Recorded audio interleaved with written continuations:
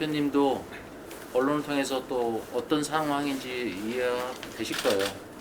근데 좀 답답한 게 저는 이제 이태원에서 어린 시절 춤을 췄었고 또 우리 후배들이 대한민국 최고면 세계 최고다라는 그런 이미지를 갖도록 또 열심히 또 춤을 췄었고 또 그 결과 K-팝이라는 게 세계 최고 빌보드 차트에서 1위를 하고 있는데 대한민국 방역은 전 세계에서 꼴등인 것 같습니다.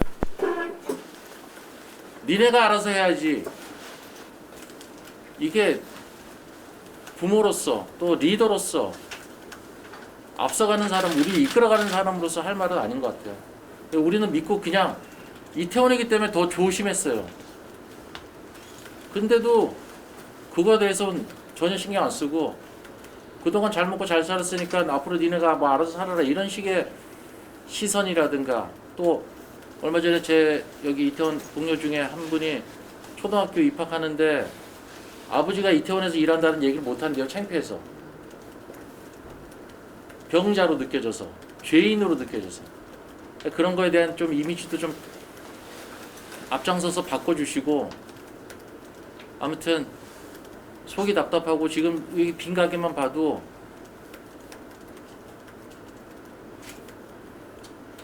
마음이 메어져요. 이 부분을 갖다가 누군가가 이끌어가지고 좀 바꿔주고 좀 책임져주고 든든한 아버님처럼 뭔가 우리가 믿고 일할 수 있는 그런 게 있어야 되는데 그렇지 못하는 게 참 안타깝습니다. 그런 부분에 있어서 좀 노력을 해줬으면 좋겠어요. 저는 이태원에서 35년째 DJ를 거쳐서 지금 이제 가게를 한 2개 하는 사장입니다.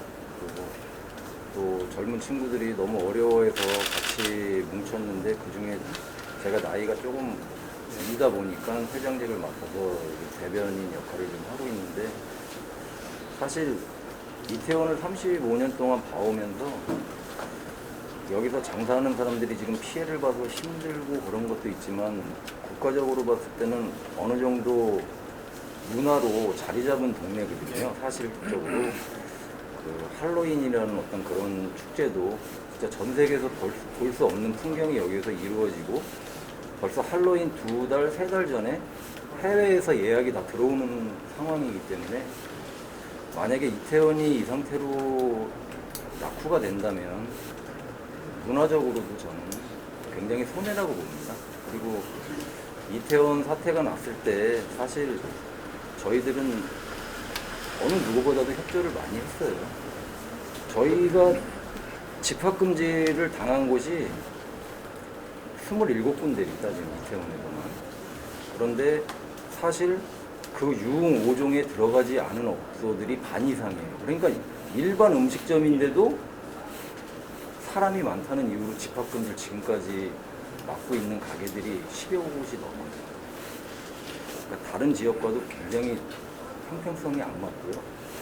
그리고 사실 저는 주장하고 싶은 게 이제는 여태까지 힘들었지만 사실 못 버텨서 나간 친구들이 반이고 그래도 한번 끝까지 버텨보겠다는 친구들이 반인데 이 나머지 반들이 유효기간이 얼마 안 남았다는 거죠. 왜 그러냐면 나가고 싶어도 못 나가는 거예요. 보증금이 걸려있기 때문에 보증금이 다 까져야 이제 건물주님들이 이제 그때서야 나가라. 그리고 원상복귀를 해놔라. 그런데 원상복귀할 돈이 없습니다. 그러고 더 이상 버틸 수 없어서 전기나 얼마 전에 너무 추워서 동파되고 전기 끊기고 전기료가 밀리면 또 전기를 계량기라고 그러죠. 계량기를 떼어갑니다.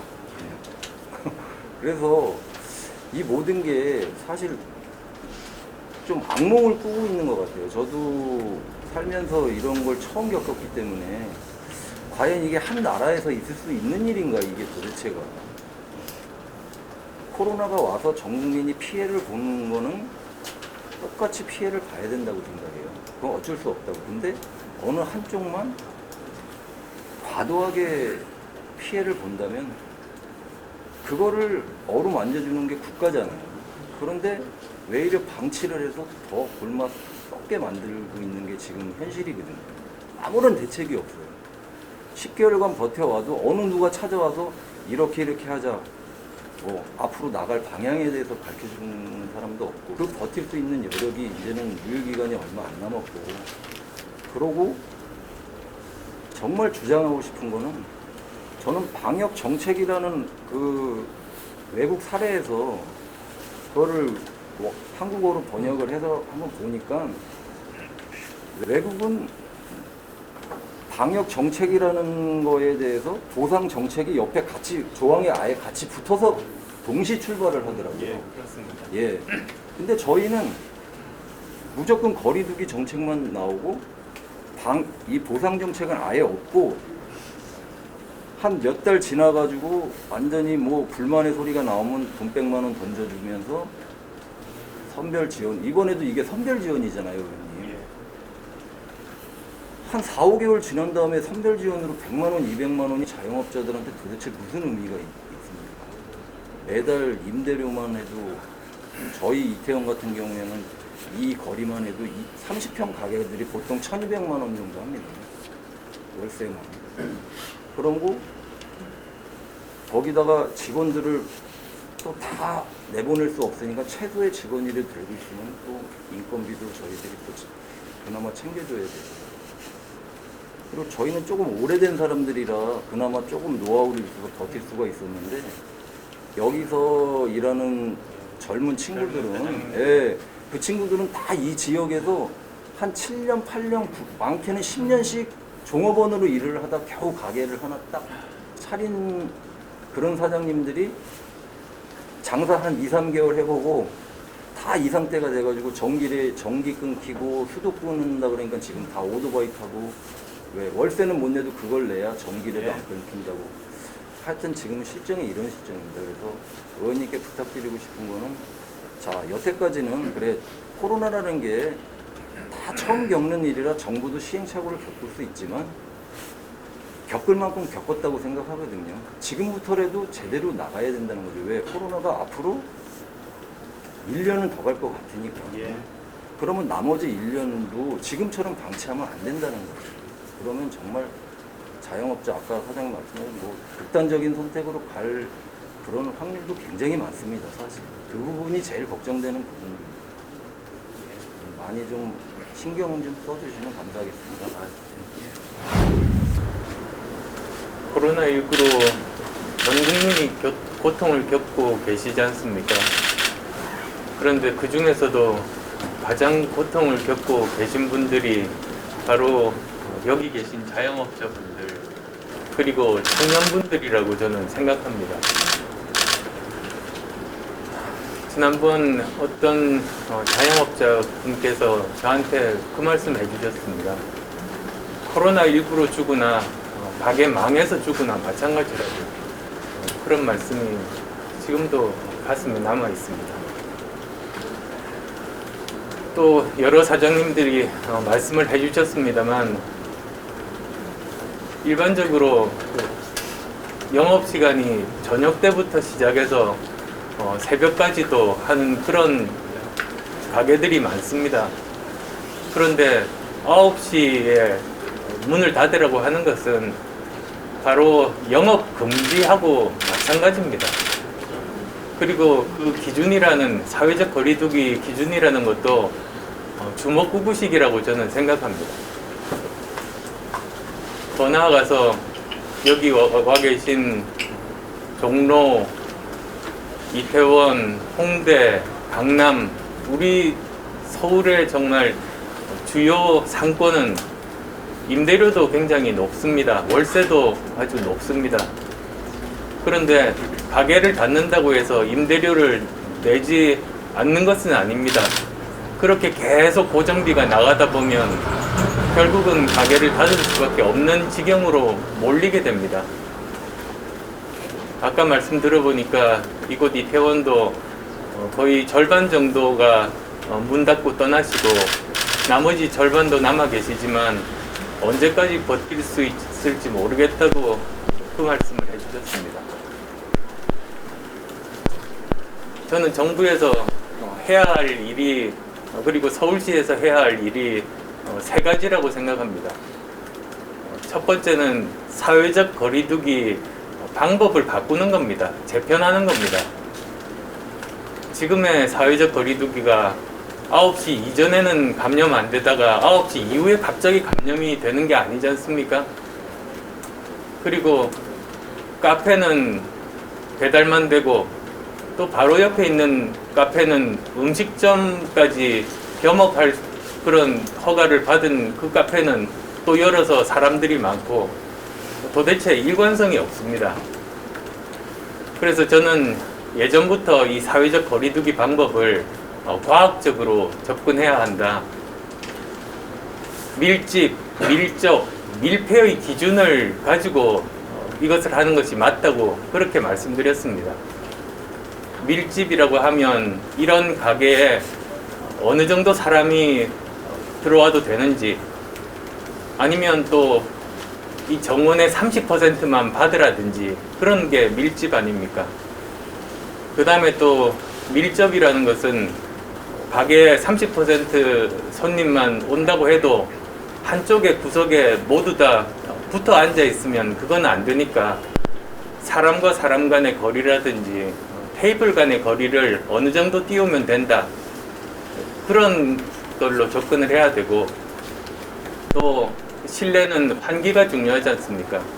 그래서 환기 기준, 밀폐에 대한 그런 개념을 만들어서 이런 세 가지 조건만 갖추면 가게를 12시까지 열어도 된다든지 얼마든지 저는 과학적으로 접근 가능하다고 생각합니다. 그런데 예전에 이 사회적 거리두기 방법이라는 것이 초기에는 효과가 있었던 이유가 그 당시만 하더라도 이렇게 소규모 집단 감염이었습니다. 그러니까 거기만 봉쇄하고 그 추적하면은 모두 다 이렇게 감염되는 것을 막을 수가 있었습니다.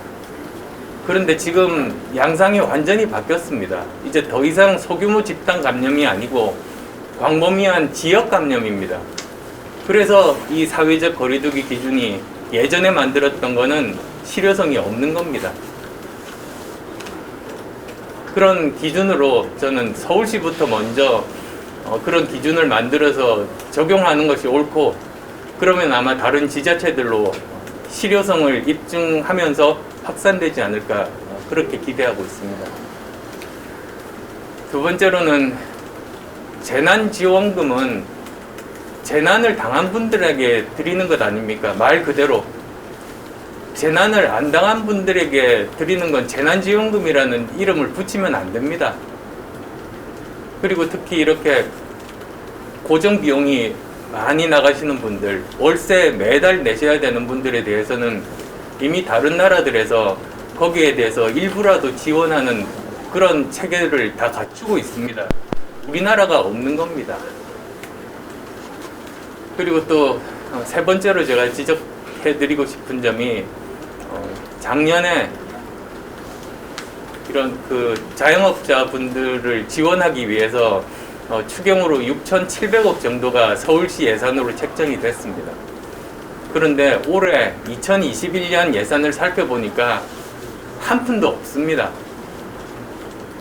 코로나19가 올해 연말까지 종식되지 않을 것 아닙니까?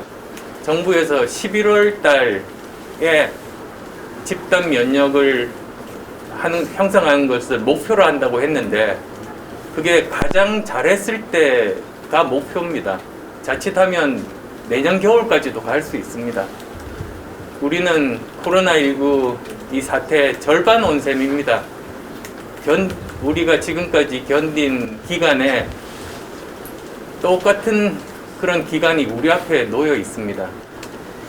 하루라도 빨리 정부에서 이런 현장의 목소리들을 듣고 정책을 제대로 세우기를 바라고 저도 서울시에서 먼저 선도적으로 모범적으로 이런 제도를 도입할 수 있도록 최선을 다하겠습니다. 감사합니다.